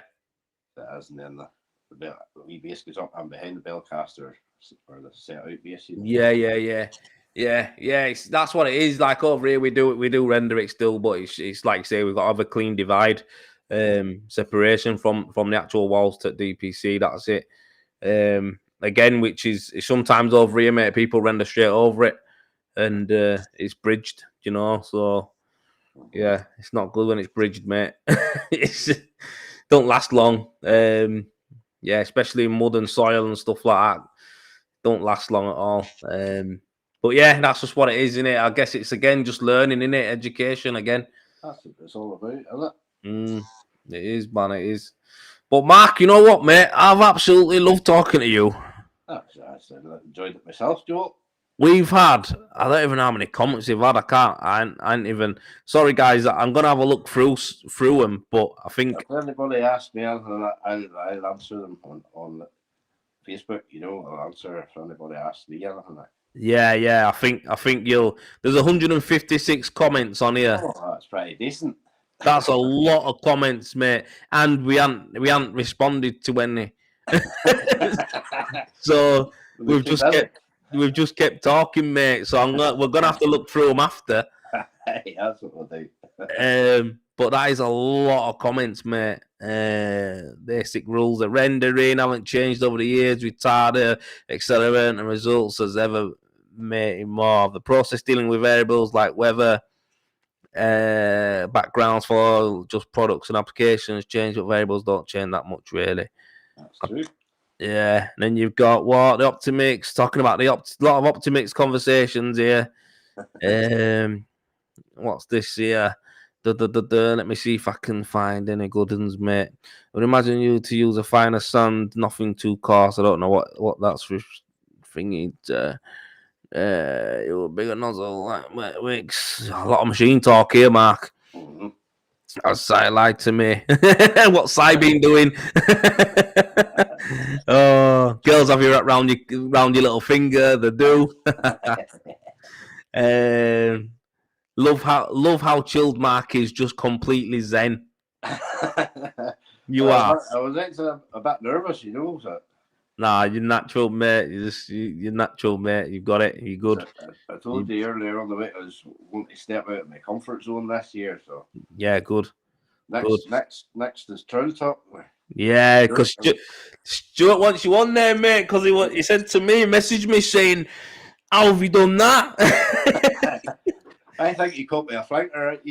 Can I ask you some questions? I thought you were looking a bit of advice. Yeah. And then I left it about an hour and I said, "Oh, he means a live stream."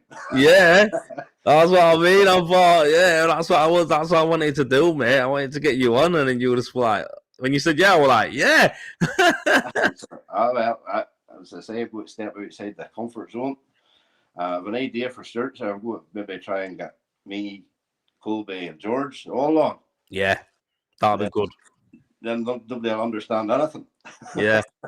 That'll be a mad conversation, mate.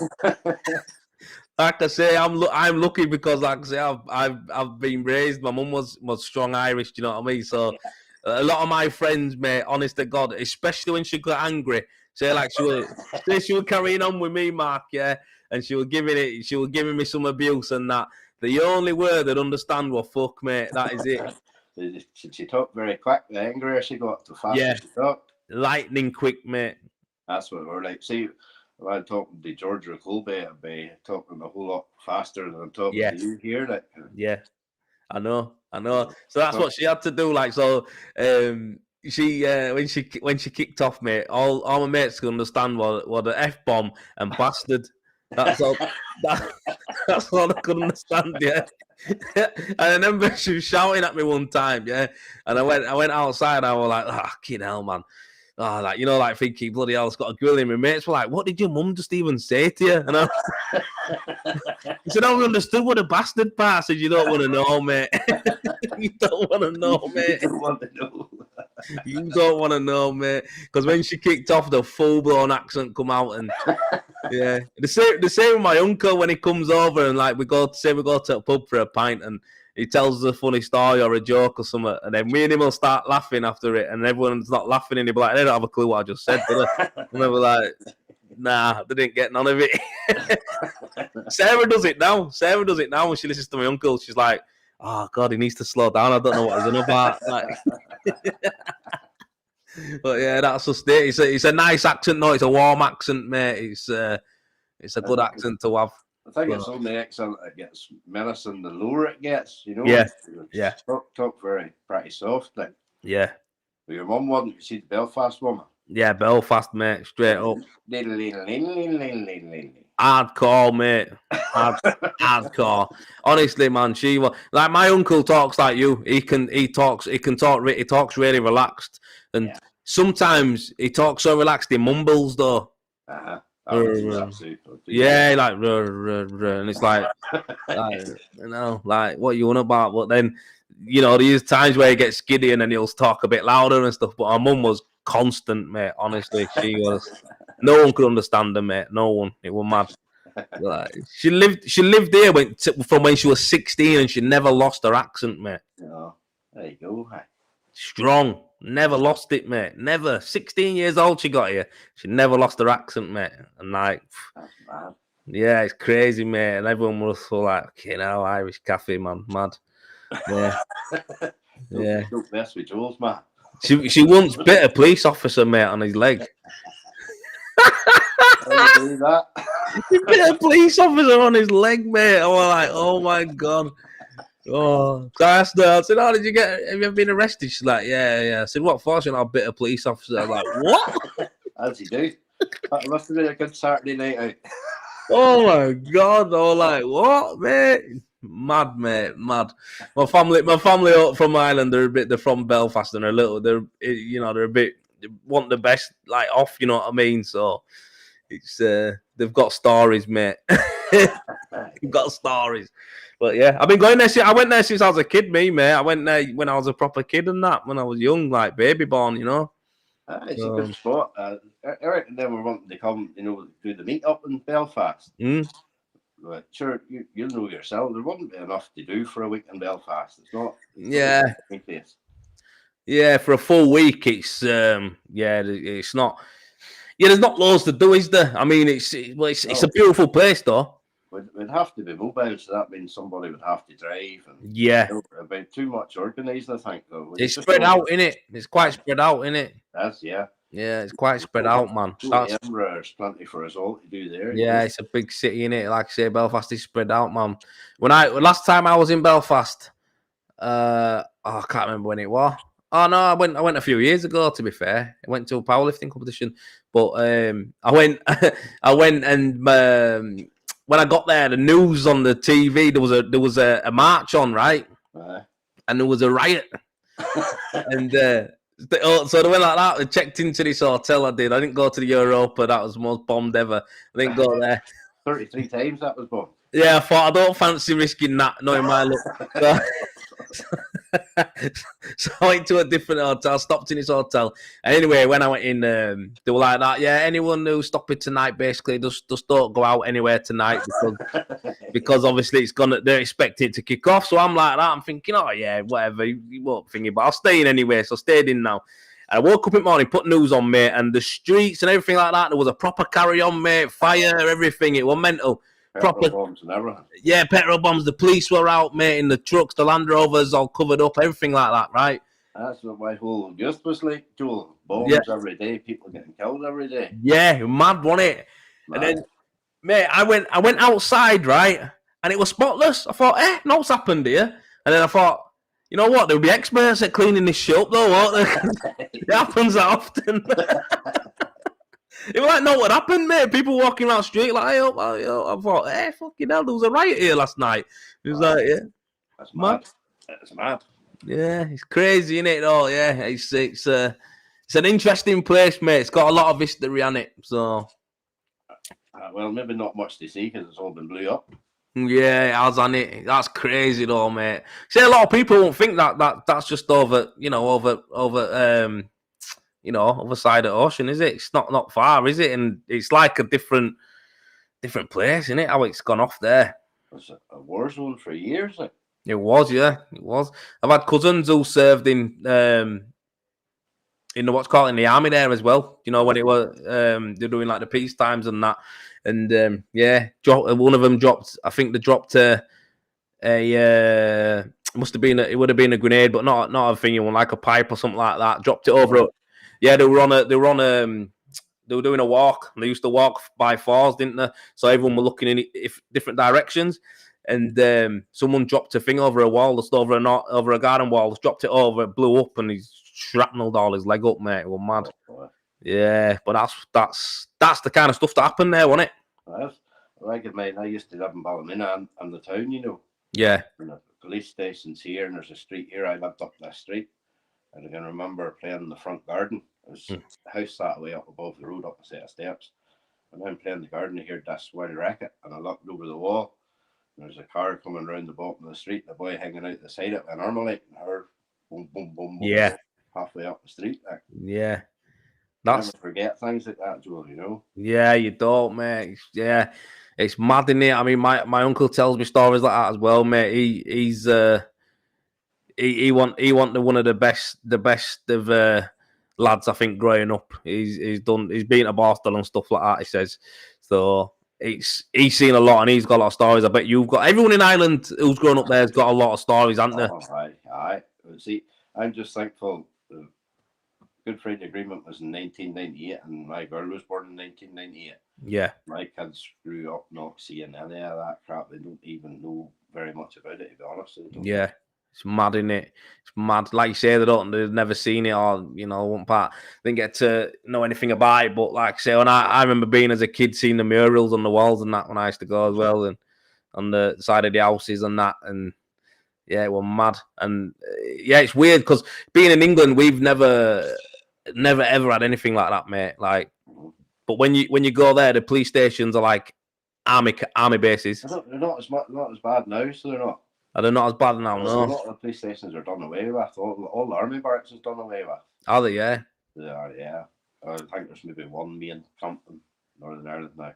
Is there 6 or 7? Yeah, cause I know that the police station over there was were heavily guarded, and then like it's mad because some streets you go down. Like if anyone's watching this haven't been to Ireland or they've never seen anything about it, but when you go like down into a neighborhood, certain streets are like they're protected, they're barricaded off, aren't they? With like high fences and that peace line.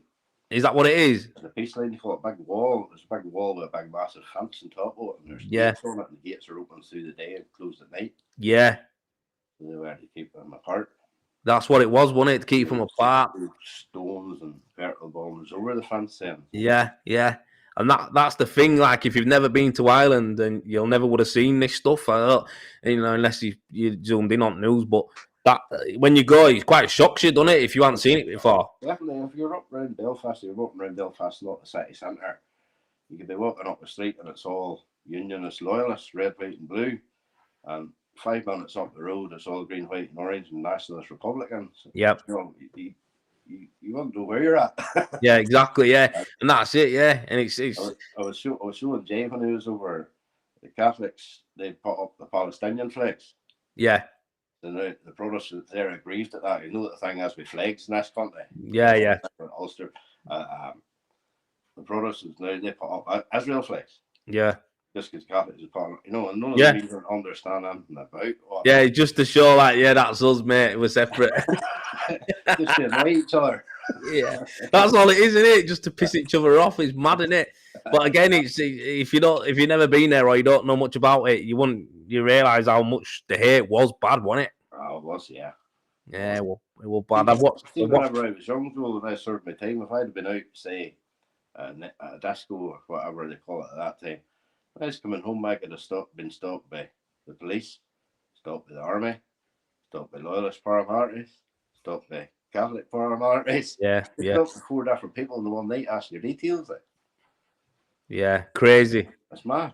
Yeah, it is, isn't it, mate? Like I say, my uncle tells me a lot of stuff about it and that, and he don't like to talk too much about it because he can see it affected him. But it's yeah, While trauma has been suffered in this country, and when the Good Friday Agreement was signed, there should have been something set aside for trauma. Because see, living with 30 years of that crap affects your mind. But yeah, I bet it does, mate. you know, but there was never ever anything set aside. You see, so Yeah, I never thought about it. Stuff we have going on over here is ridiculous. Yeah, it is, mate. It is. Like you say, I never would think of that, would you? Like, you know what I mean? It happened for so long and that, and then no, you know, there was no support or help for anyone after it. And it was a mad way to live. I've watched loads of stuff about it, mate. I've watched loads of stuff about it. It's just good to know your history in it, know what your family has been through and stuff like that. But it really shocked me. I was like, fucking hell, this happened just there, like, you know. Just over a wee bit from me. Yeah, it's mad, isn't it? Well, anyway, I'm glad you're good, mate, and I'm glad that you're positive, and you're doing your thing, mate. You know, so yeah. I'm glad you have me on, mate. We've been on a long time. Anyway, I'm bursting for a slice. Yeah, we've got to go. Right, mate, I'm gonna let you shoot on that one. Right, listen, man. Thanks for coming on, mate. Proper appreciate it. Thanks for having me, mate. Yeah, and like I say, keep her lit. Sure. I'll see you in Edinburgh. You will. You'll see me in Edinburgh, mate. That'll do, mate. Yeah, right, top man. I'll let you go to the toilet. I'm going to shoot as well. I'll catch you later on. No bother, Joe. See you later. Thank you. Bye-bye. Wow. That was good. That was really good. And there you have it. That was Mark Neeson. As you can tell from the chat we just had there, he is who he is. You know what I mean? Heart of gold. He's been through a lot of stuff.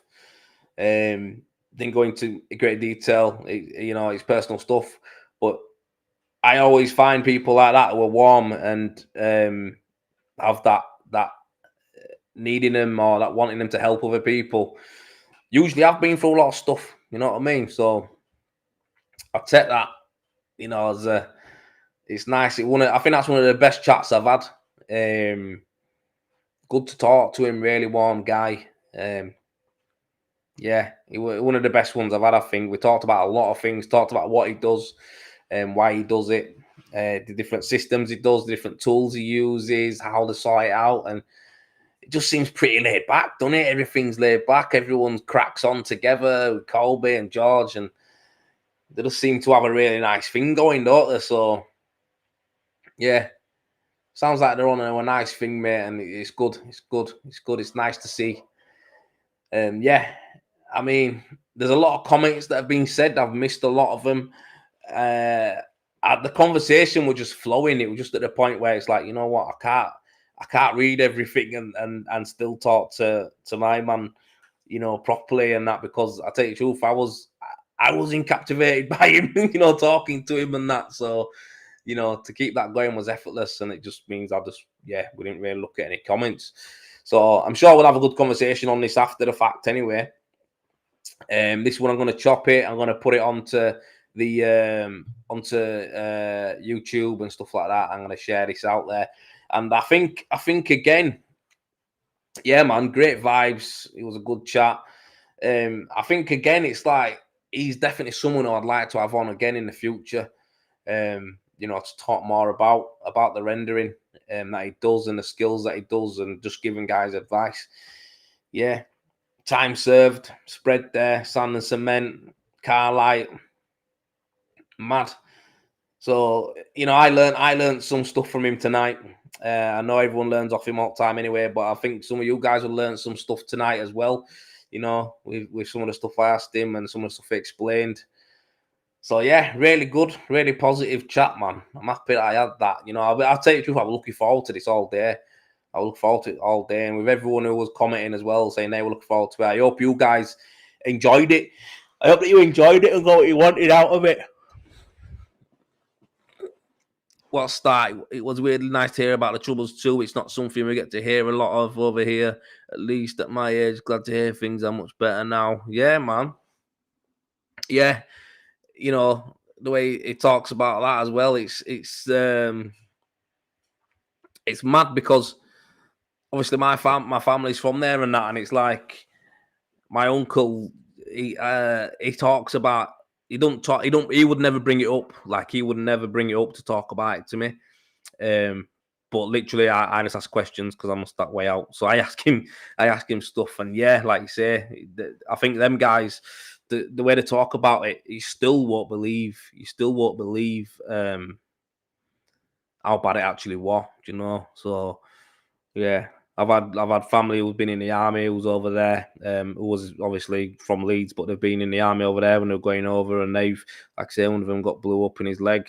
I've had others who've just been there and have just seen horrendous things, you know what I mean? But yeah, and look why you know it does, you know, it messes with people, mate, and that's we've got to look at how fortunate we are, aren't we, as well? Do you know what I mean, guys? Look how fortunate we are.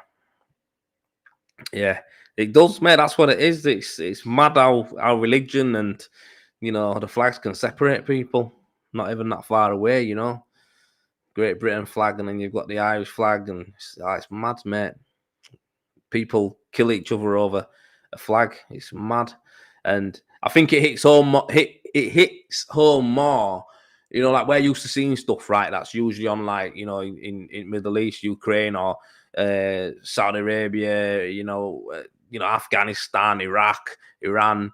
You know, all them type of countries there, China and that. They've done a lot of shit over there, genocide and that. And I feel like a lot of the time we hear about stuff like that, and we just think because it's miles away that, you know, it's not, you know, it don't really hit home. But I guess if you think about it, Northern Ireland's Great Britain, that's us. Do you know what I mean? And it's been similar over there. Do you know what I mean? To, you know, bad extents, mate, where people are getting shot, killed, bombed, bombing nightclubs, bombing hotels, bombing restaurants, killing politicians, killing judges, everything, mate. Do you know what I mean? So it was bad, mate. It was bad. But yeah, and to see that, right, Mark's lived through all of that, and look how positive he is. He still has that edge to him and that feel to him where he's just warm and wants to help people. I think that's something to say about the Irish people as well, to be fair, because my uncle's the same. Even my mum was the same, even though when she won't call me a bastard and giving me licks, you know what I mean? She was a very warm person and loving, you know what I mean? So I've obviously been half Irish. It sounds a bit daft, but I have always had like a thing for you know, the Irish people in a way. It's weird. And anyone who comes into contact with them, I know, is like, yeah, love Irish people. They're just that way. Remember, Irish people used to be worse than being black, being Irish. That's how fucked up it is, mate. Like, to be Irish is worse than being black. There's a sign. I think there's a sign that I seen before was no Irish, no Irish, no blacks, and no dogs. That's what it said on a sign in that order. So the Irish weren't even allowed in before blacks, mate, and that were back in the day. So that's how much people fucking hated them.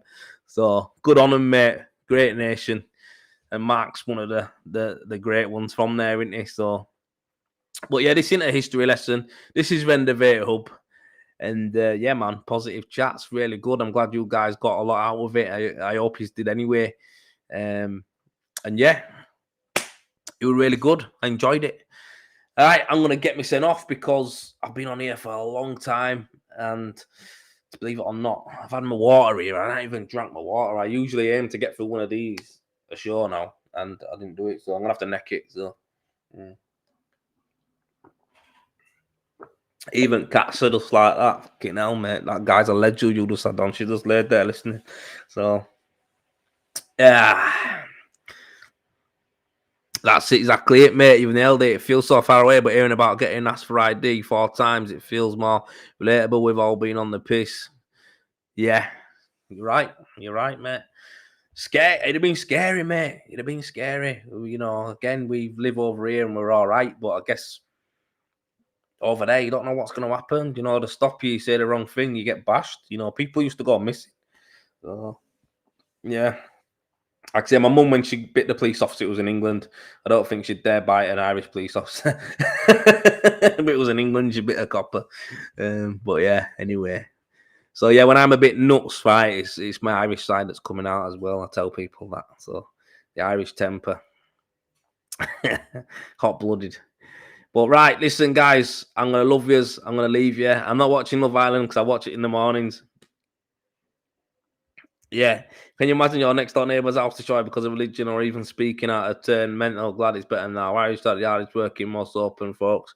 Mate, they are. They're warm. All Irish people I've met have been warm, nice people. Good crack as well. They've all got good crack. But I guess that's part of it when you are in hardship. You know, it's the only thing you know, man. If you get to have a laugh and see the positive, you know what I mean. So right, guys, I'm off this time. Great chat. Thanks a lot, guys, for watching. Thanks a lot for tuning in. Remember, you can still go to the website, Renovator Hub. That's for us, Renovator Hub website, www.renovatorhub.com and .co.uk. Type that in, and you will get on there. And literally, guys, I just want you to sign up, because when all the stuff's coming out with the memberships and stuff like that, it's I want you guys to be the first who are getting onto it. So that's what's going to be coming up. So I want you to sign up, get the information. There's loads of stuff that's going to be going on there that's going to be free. A lot of my content and advice and tips I do them on the Renovator Hub, but I also want to do them on there. So there'll be some videos, there'll be some blog posts on there. I want other people who are part of the group, so I'll be asking you guys questions as well. I'll be wanting you guys to put input in, so I might be asking you to do like a members spotlight, and basically we get to promote your company. We'll get to know a bit more about you, and everyone get behind you in the group. That's what I'm trying to create a community for. It's about you guys as much as it is about educating everybody. It's a community I'm trying to build here. So we'll be doing stuff like that, the spotlights, people who are coming on the training. Like say Liam McCormack, who's coming on the training, thanks a lot. I'm looking forward to him and his guys coming over and doing the training there. So that's it. I just want to give you guys exposure, you guys education, any advice that we can get for you, is all that kind of stuff. So, if you're up for it, go over to the websites below and yeah, get yourself signed up. Free, you know what I mean? It just means that you just be in my email list, and it means I can send you the monthly newsletters. And then, like I say, keep you up to date with what the crack is. Okay, so boys, I'm off. I'll catch you later on. Thanks for watching.